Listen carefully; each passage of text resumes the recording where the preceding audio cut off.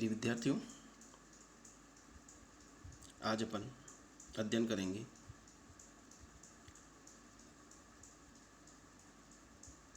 सामाजिक, आर्थिक व राजनीतिक शक्तियाँ, फ्रांसीसी क्रांति और औद्योगिक क्रांति। अर्थात ये सारी परिस्थितियाँ थीं जिनका प्रभाव अगस्ट कॉम्ट के मानस पर पड़ा और उन्होंने एक नवीन विज्ञान की ज़रूरत महसूस की, जिसके परिणाम स्वरूप समाजशास्त्र अस्तित्व में आया। समाजशास्त्र के जनक अगस्ट कॉम्ट का जन्म फ्रांस में 1798 में हुआ था। फ्रांसीसी क्रांति 1789 में हुई थी। अगस्ट कॉम्ट की शिक्षा दीक्षा का काल ऐसा था जब फ्रांसीसी क्रांति के विनाशकारी सामाजिक, आर्थिक व राजनीतिक प्रभाव पराकाष्ठा पर थे। अगस्ट कॉम्ट ने फ्रांसीसी क्रांति के प्रभाव को देखा। फ्रांसीसी क्रांति के पश्चात उसके विनाशकारी परिणामों से बेचैन रहते थे। आप निरंतर प्रयासरत रहते थे कि समाज की अव्यवस्थाओं को कैसे समाप्त किया जाए और अव्यवस्था के स्थान पर व्यवस्था को कैसे पुनः स्थापित किया जाए। इसी के फलस्वरूप उन्होंने 1838 में समाजशास्त्र की स्थापना की। 1760 के आसपास इंग्लैंड में औद्योगिक क्रांति प्रारंभ हुई। इस क्रांति के परिणाम स्वरूप इंग्लैंड एवं यूरोपीय देशों तथा बाद में अन्य महाद्वीपों में सामाजिक और आर्थिक जीवन में आमूलचूल परिवर्तन हुए। शहरों का विकास हुआ, परंपरावादी कृषक समाज में परिवर्तन आए, औद्योगिक समाज व नगरीय समाज में अनेक परिवर्तन प्रारंभ हुए।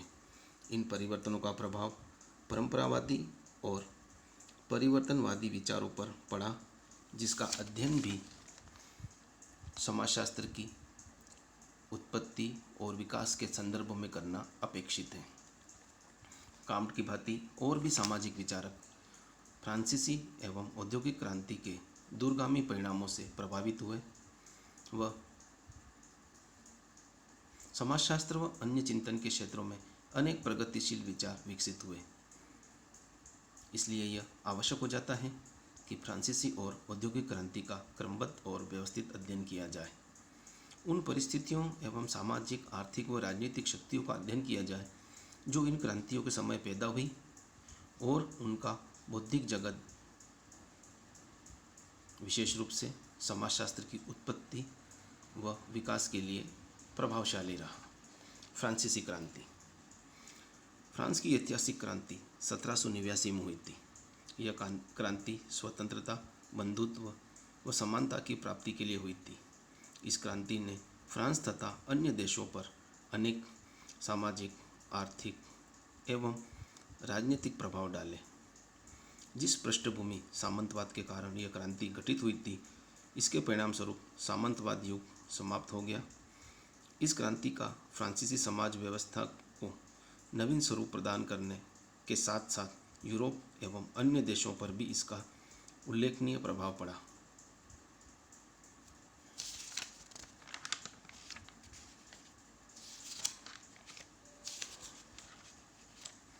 फ्रांसीसी क्रांति का प्रभाव। फ्रांसीसी क्रांति का सबसे महत्वपूर्ण प्रभाव सामंतवाद की समाप्ति और लोकतंत्र का उद्भव और विकास करना था। इस क्रांति के परिणाम स्वरूप अनेक युद्ध उभरे, संपत्ति का स्थानांतरण, सामाजिक अव्यवस्था आदि पर समाजशास्त्रियों को विचार करने के लिए आमंत्रित किया गया। अगस्ट कॉम्ट पर फ्रांस की क्रांति के घटनाक्रम एवं परिणामों का ऐसा प्रभाव पड़ा कि आपने एक नए विज्ञान की जरूरत महसूस की जो कि इस बदली हुई सामाजिक संरचना का व्यवस्थित, क्रमबद्ध एवं वस्तुनिष्ठ अध्ययन कर सके। अतः उन्होंने 1838 में एक नवीन विज्ञान की स्थापना की जिसे हम सोशियोलॉजी के नाम से जानते हैं। औद्योगिक क्रांति। औद्योगिक क्रांति का महत्वपूर्ण एवं प्रभावशाली काल यूरोप तथा अन्य देशों एवं महाद्वीपों में 1770 से 1830 के काल के रूप में निश्चित किया जा सकता है। इसका सूत्रपात ब्रिटेन में 1767 में स्पिनिंग जेनी द्वारा कपड़ा बुनने की मशीन के आविष्कार से हुआ था। औद्योगिक क्रांति ने विश्व के अनेक देशों में उत्पादन के साधन, उत्पादन की शक्तियों और उत्पादन के संबंध में आमूलचूल परिवर्तन पैदा किए थे।